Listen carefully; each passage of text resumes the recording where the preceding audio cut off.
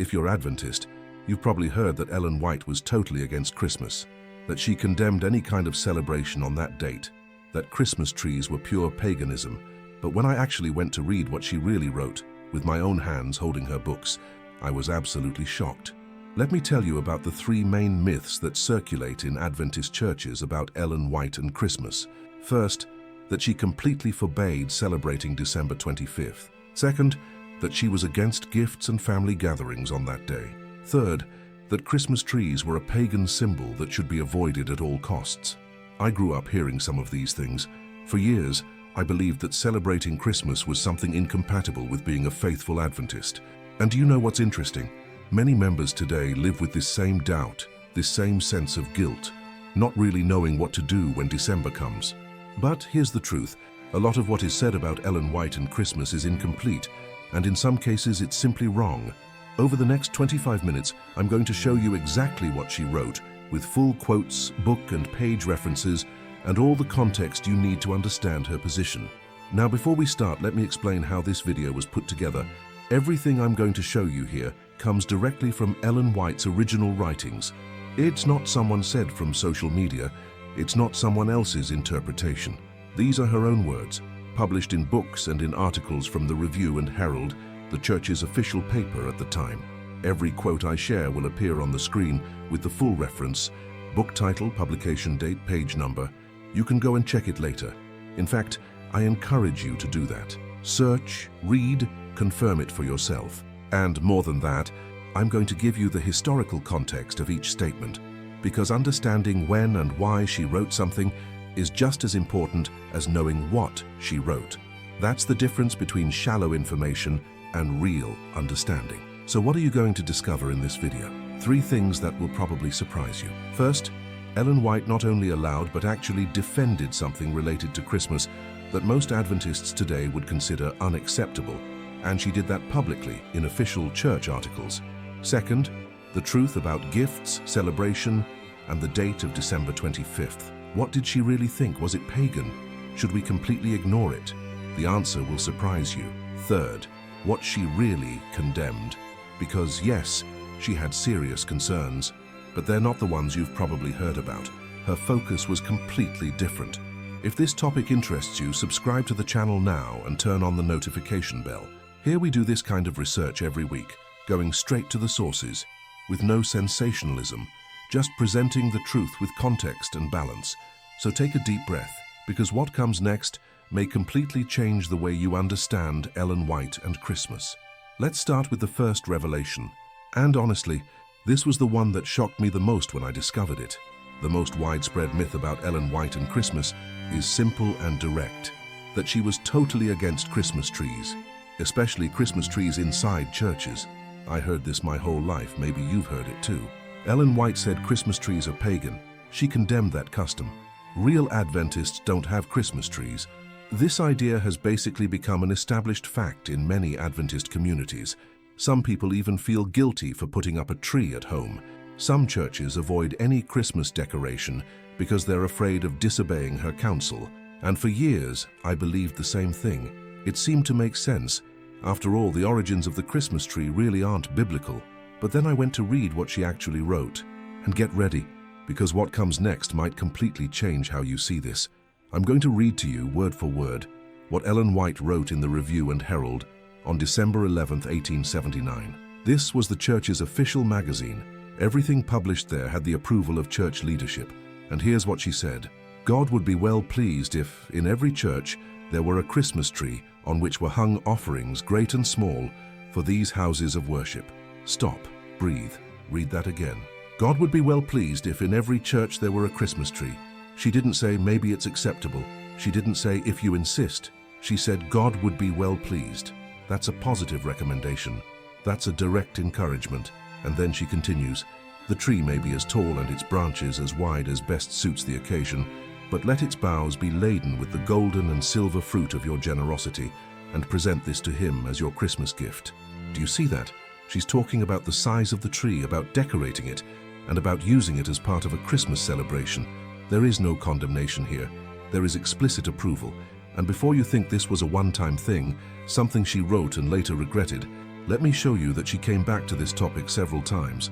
On December 9, 1884, also in the Review and Herald, she wrote, "Let the several churches present to God Christmas trees in each house of worship, and then hang upon them the fruits of benevolence and gratitude, gifts from willing hearts and hands, fruits that God will accept as an expression of our faith and our great love for Him, for the gift of His Son, Jesus Christ." 5 years later, she was still encouraging Christmas trees in churches. This wasn't a mistake. It wasn't something she said without thinking.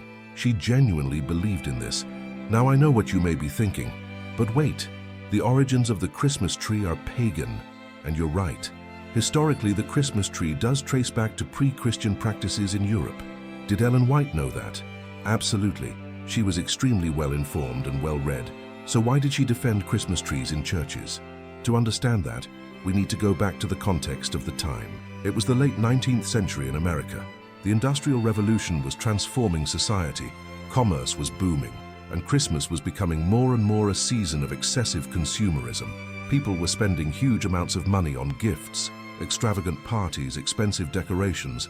The focus was drifting completely away from Christ.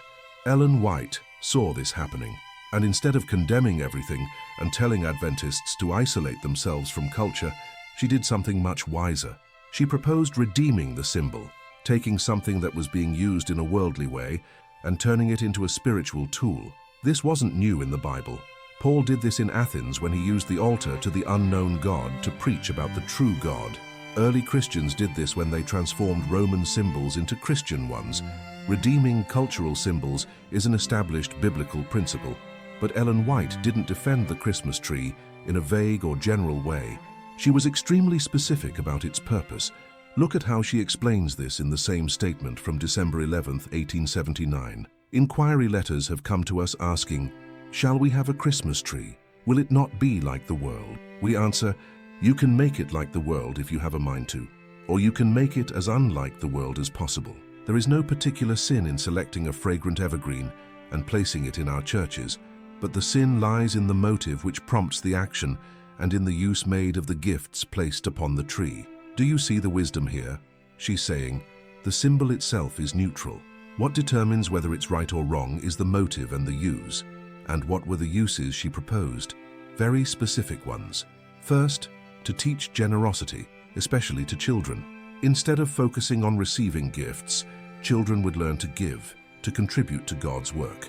Second, to raise offerings for building churches and supporting mission work. At the time, many Adventist congregations were small and struggling to have their own buildings.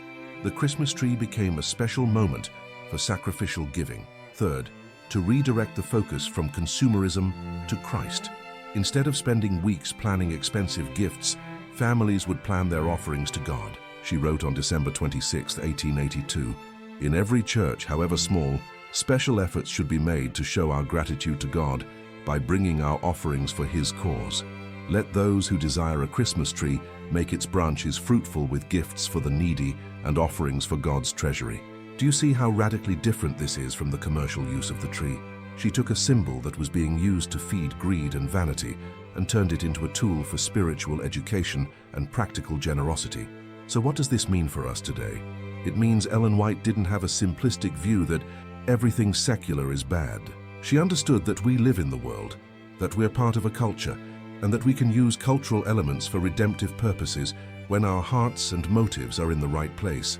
If a church today decided to have a Christmas tree in December and used it as an opportunity to teach generosity, raise mission offerings, and help children focus on giving instead of just receiving, that church would be applying exactly the principle Ellen White defended. The problem isn't the tree. It's never been the tree. The problem is when the tree becomes a symbol of consumerism, when the gifts under it represent irresponsible spending, when the whole season turns into a materialistic race that completely forgets Jesus. But when you can take that same symbol and redeem it, turn it into a tool for spiritual teaching and mission impact, why not do it? That's exactly what Ellen White suggested. And you know what's even more interesting? She never reversed this position. Some people argue that she changed her mind later, but there's no evidence of that in her writings. From the beginning to the end of her ministry, whenever she talked about Christmas trees, her message was consistent. The tree itself isn't sinful. What matters is the motive and the purpose behind it. Now that was only the first revelation, and if this already surprised you, wait until you see what comes next. Because the second thing Ellen White wrote about Christmas challenges, several other beliefs you probably have on this topic. Now let's move on to the second revelation, and this one goes straight to the heart of one of the biggest misunderstandings Adventists have about Christmas. The second major myth is this: Adventists shouldn't celebrate Christmas because December 25th is a pagan date. How many times have you heard that? How many people do you know who feel uneasy in December, unsure if they can have a special dinner, if they can gather their family, if they can give gifts? And look, I completely understand where that concern comes from. The historical origins of the date really aren't Christian. That's a documented fact. But the question we need to ask is, what did Ellen White say about this? She knew these origins. She was a careful, well-informed student. So how did she guide Adventists on this topic? The answer is going to surprise you just as much as the first revelation about Christmas trees, because Ellen White had a far more balanced and wise position than most people imagine. Let's start with the obvious. Ellen White knew that December 25th was probably not the actual birthday of Jesus. She never hid that. She was completely transparent about the historical uncertainty. In The Desire of Ages, page 77, she writes, "We are not able to tell the exact day of his birth." She had no doubt about that. The exact date is unknown. But look at what comes right after that in the same passage. "But the Church has chosen the 25th of December as the time to commemorate the birth of Christ." Do you see what she's doing here? She acknowledges the historical uncertainty, but she has no problem with the Church choosing a day to celebrate Christ's birth. She isn't declaring December 25th as holy. She's simply recognizing that having a designated occasion to celebrate this event has spiritual value, and there's more. In the Review and Herald, December 9th, 1884, she writes something even more direct.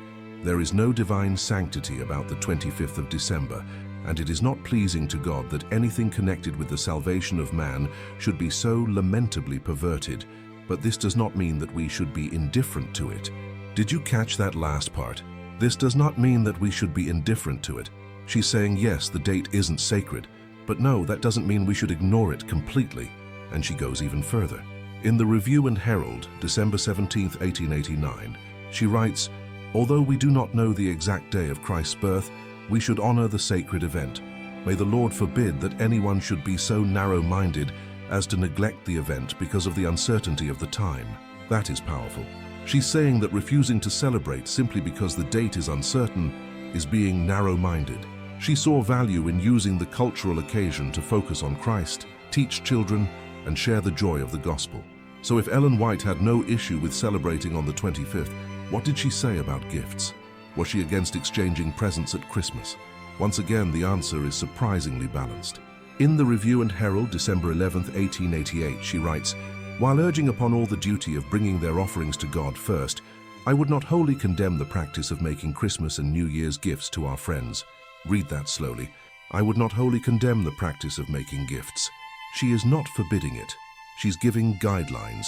And she continues, "It is right to bestow upon one another tokens of love and remembrance if we do not forget God, our best friend." So what's the principle? God first, then others. It's not either God or people, it's God first, and then we can also celebrate with each other. But she doesn't stop there. She gives very practical guidance on how to give gifts. Still in the December 11th, 1888 article, she says, "We should make our gifts such as will prove a real benefit to the receiver." She's talking about intentionality. Gifts shouldn't be given out of social pressure or to impress others. They should be useful, meaningful, something that genuinely blesses the person who receives them. And she gives examples.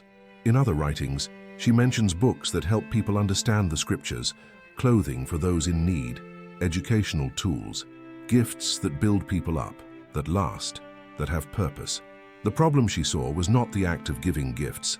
The problem was the type of gifts and the motivation behind them.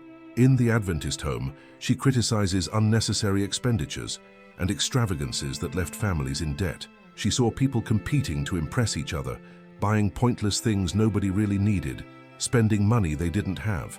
That is completely different from giving thoughtful, useful gifts within your financial means, with a heart focused on blessing, not on showing off. But there's a principle that runs through all of her writings about Christmas, and it's absolutely central. God first, then others. In the Review and Herald, December 9, 1884, she writes, "Let the several churches present to God Christmas trees in every house of worship, and then hang upon them the fruits of beneficence and gratitude, offerings from willing hearts and hands." Do you see the order? First, offerings to God. First, acknowledging that everything comes from Him. First, investing in the kingdom, in mission, in the work of the gospel.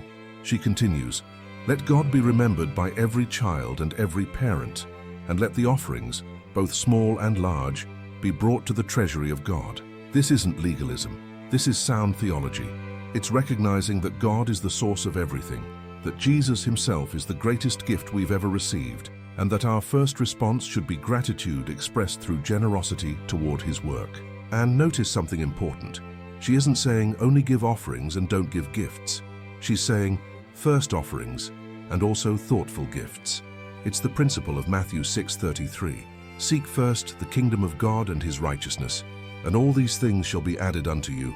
First the kingdom, then everything else falls into its right place. She encouraged families before heading out to buy gifts to sit down and decide, how much are we giving to God this year? What mission projects can we support? What needs in the church can we help meet? And only after that, when the heart and priorities were in the right place, then yes, celebrate with family, exchange meaningful gifts, enjoy moments of joy and fellowship. And that brings me to something many people don't know. Ellen White celebrated Christmas with her own family. Yes, you heard that correctly. The woman some claim was against Christmas actually celebrated it herself. There are records in her letters and journals describing specific Christmases she experienced. In a letter from 1879, she describes a Christmas spent with family and friends. There was a special meal, there was an exchange of gifts, there were decorations, but the focus was worship, gratitude to God, and teaching values to children. On another occasion, she talks about preparing gifts for the poor in the community and delivering them personally. For her, Christmas was an opportunity to serve, not just to receive. What did she do on Christmas? She started the day with family worship. She read the biblical story of Christ's birth. She prayed, thanking God for the plan of salvation. She sang hymns about the incarnation. Then yes, there was a special meal. And yes, there were gifts. But these were gifts chosen carefully, prayerfully, with the intention of blessing each person. No long wish lists, no extravagant spending, intentional simplicity. And she involved children especially. She taught them to prepare small gifts for the poor. She explained why Jesus came into the world. She turned the entire day into a practical lesson of love and generosity. This is radically different from the image many people have of her, isn't it? She wasn't a recluse hiding at home on the 25th, protesting against culture. She participated, but she redeemed. She celebrated, but with purpose. She enjoyed the day, but with Christ at the center. And she defended this publicly. In the Review and Herald, December 11, 1888, she writes, "This year, we shall not expend money in gifts for ourselves, but we shall honor and glorify God. We shall manifest our gratitude to Him who gave His Son to die as our sacrifice. Let us celebrate Christmas by remembering God, instead of remembering our friends and relatives with gifts they do not need." Do you see? It's not don't celebrate. It's celebrate in a redeemed way. It's celebrate with the right focus. It's use this occasion to glorify God and serve others. So to recap this second point, Ellen White saw no issue with celebrating December 25th, even knowing it isn't the actual date. She didn't forbid gifts. She guided how to give with purpose.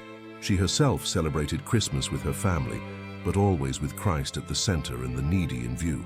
And now we arrive at the third, and perhaps most important, revelation. Because Ellen White did have serious concerns about Christmas, but they're not the concerns you've probably heard. Now we come to the third one, and perhaps most important, revelation. Because up to this point you might be thinking, so Ellen White was completely in favor of Christmas? She had no criticisms at all. No, she did have criticisms, and they were serious, strong, and repeated over and over for decades. But here's the crucial point. Her criticisms were not about the date, not about trees, and not about the idea of celebrating. Her criticisms were about how people were celebrating, about what was happening in their hearts, about the priorities they were choosing. And when you understand what she actually condemned, you'll realize her concerns are even more relevant today than they were in the 19th century. Let's look at the three main problems she identified. Problem 1, consumerism and selfishness. The first problem Ellen White saw was the out-of-control consumerism and selfishness that dominated Christmas celebrations. In The Adventist Home, page 482, she writes something incredibly direct. Christmas is coming, and with it the usual interchange of gifts, and young and old are intently studying what they can bestow upon their friends. Weeks are spent in this preparation, thinking in a selfish way, what shall I get? Do you see the criticism? Weeks spent in selfish thoughts. It's not about giving gifts.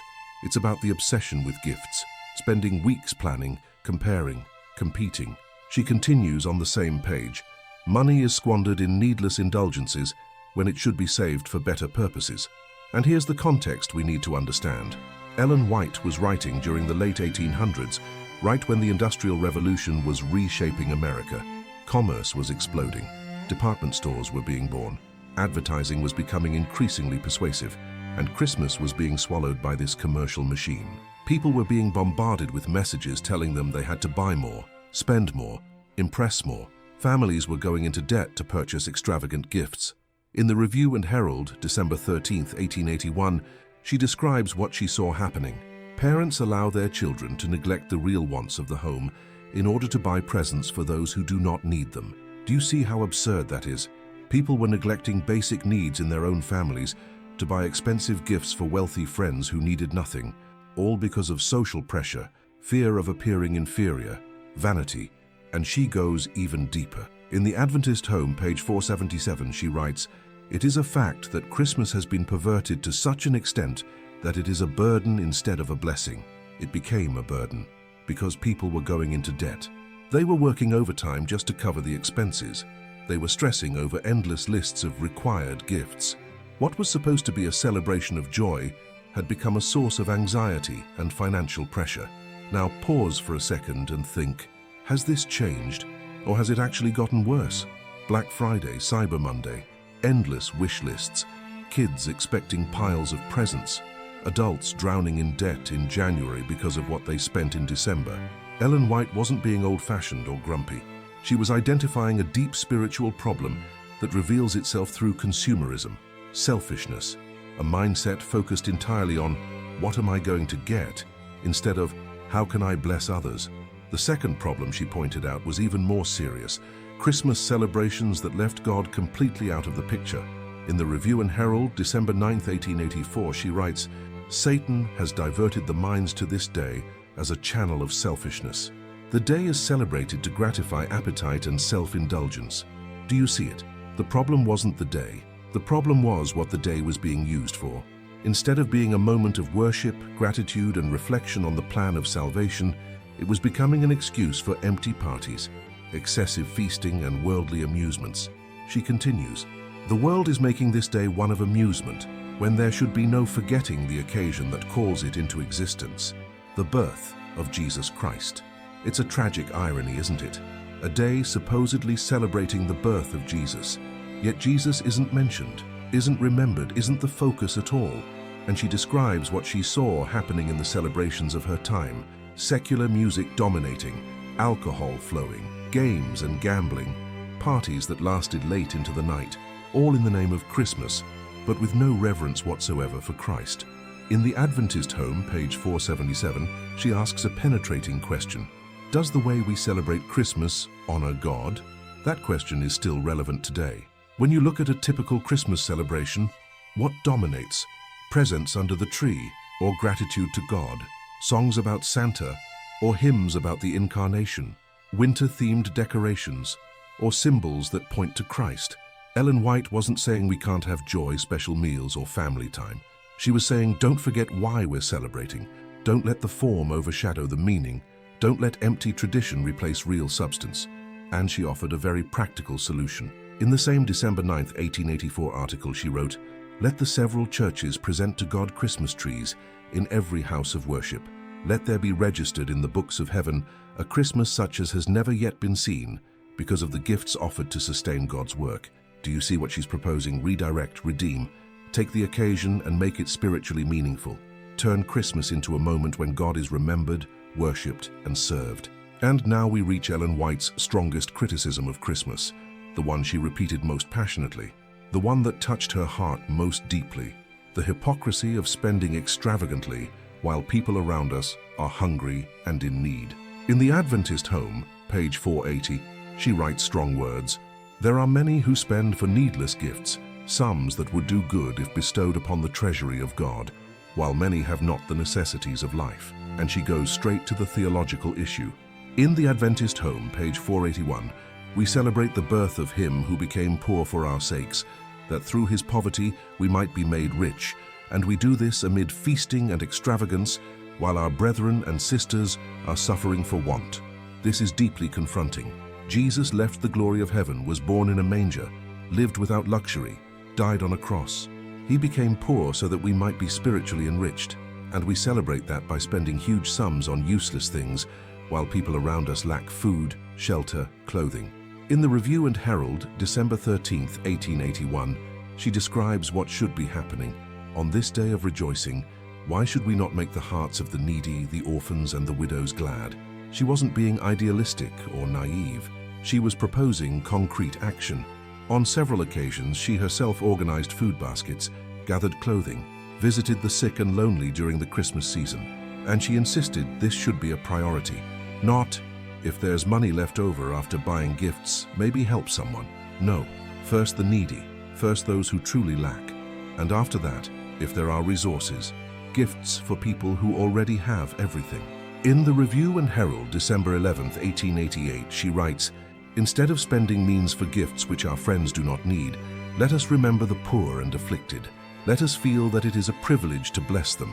A privilege, not a burden, not a boring obligation. A privilege to reflect the character of Christ, the one who went about doing good," and she ties this directly to the meaning of Christmas. In the Adventist Home, page 482, this was the motive that led the Son of God to humble himself and become poor, that through his poverty we might be enriched, and in his name we should remember the poor. Do you see the theology here? Celebrating Christmas in a truly Christian way isn't just remembering that Jesus was born, it's imitating what he did. He gave himself for the needy. We must give ourselves too. So let me summarize Ellen White's three main criticisms of Christmas. First, consumerism and selfishness. Weeks spent planning expensive gifts, money wasted, debt piling up, and a mindset focused entirely on, what am I going to get? Second, forgetting God, empty celebrations, worldly parties that use Christ's name but do nothing to honor him. Third, indifference toward those in need, spending on trivial things while real hunger, real poverty, and real suffering surround us. Those were her criticisms. Not the date, not the tree, not the celebration itself, but the selfishness, the vanity, and the spiritual hypocrisy. And when you understand this, you see that Ellen White's perspective was incredibly balanced. She wasn't against joy, she was against selfishness disguised as joy. She wasn't against celebration, she was against empty celebrations that forget God. She wasn't against giving gifts. She was against insensitive extravagance, while others are in genuine need. Her balanced view can be summed up in one final quote from the Review and Herald, December 11, 1888. "This year we will not spend money for gifts for ourselves, but we will honor and glorify God. Let us celebrate Christmas by remembering God." That's the essence. Celebrate, yes, but remember God. Have joy, yes, but don't forget the needy. Give gifts, yes, but first, give to God and serve the poor. And now that you know the three revelations about Ellen White and Christmas, the question is, what will you do with this? After everything we've seen, another unavoidable question rises. How can we live a balanced Christmas, faithful to Ellen White's counsel, without falling into extremes, neither into the fanaticism that condemns everything, nor into the consumerism that empties everything? The good news is that she herself gives us a practical, simple, deeply spiritual plan. So let's look at what an Ellen White Christmas would look like today. Step 1. Start with worship. Before anything else, she instructed that the day should begin with a spiritual focus. In the Adventist Home, page 478, she writes, "Gather your children around you and remind them of the humble birth of the world's Redeemer." The Adventist Home, page 478. Start with reading Matthew 1-2 or Luke 2. Sing a hymn. Pray together. This sets everything in the right direction. Step 2. Special offerings for God. This is the point she emphasized most consistently.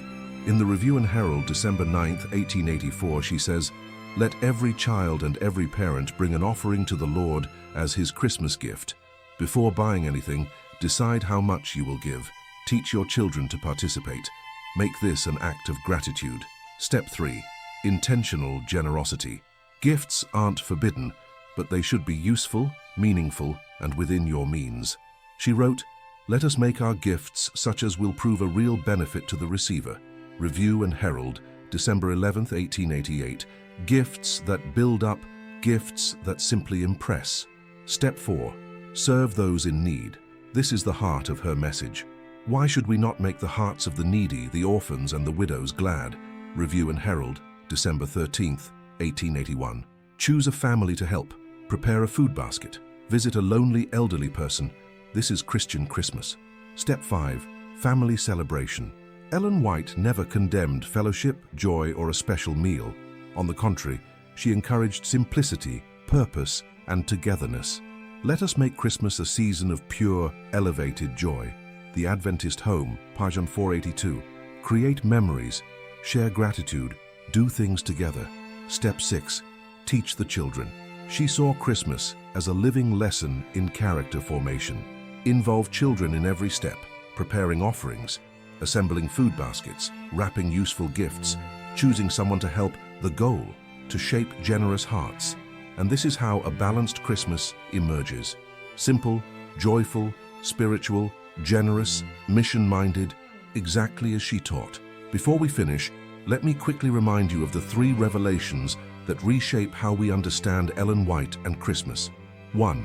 She defended Christmas trees in churches, clearly written in the Review and Herald, December 11, 1879. She didn't just allow them, she recommended them, as long as they served a mission purpose. 2. She did not forbid gifts, celebrations, or family gatherings. What she condemned was excess, frivolity, and forgetting God. Gifts were acceptable when useful, thoughtful, and intentional. 3. What she really condemned was consumerism, selfishness, extravagance, forgetting God, ignoring the poor. None of this had to do with the symbol itself. It had to do with the heart. So think with me, how many myths fell apart today? How many unnecessary burdens have you carried for years? How many times have we heard isolated quotes taken out of context that created guilt instead of purpose? Ellen White was not an enemy of celebration. She was a defender of meaningful celebration. She wasn't against joy. She was against selfishness. She wasn't against symbols. She was against empty symbols. And now that you know the truth straight from the sources, how will you celebrate your next Christmas? With guilt or with purpose? With fear or with mission? My invitation is simple. Make this Christmas the most spiritual, intentional, and generous one of your life. Christmas doesn't need to be rejected. It needs to be redeemed. Now I want to hear from you. Which of these 3 revelations surprised you the most? How do you celebrate Christmas in your home? Leave it here in the comments. I read them all and reply to many. If this video opened your eyes, brought clarity, or lifted a weight off your heart, hit the like button, because it really helps me bring solid, well-researched content to even more people. And thank you for staying until the end. It was a long video, but a necessary one. Here on this channel, every week we bring balanced, deep, well-researched content, always straight from the original sources, the Bible, history, and the writings of Ellen White. No rumors, no guesses, just truth with context. And before you go, let me warn you, the next video is going to surprise you even more, so stay tuned. May your Christmas be filled with genuine joy and eternal purpose. See you in the next video.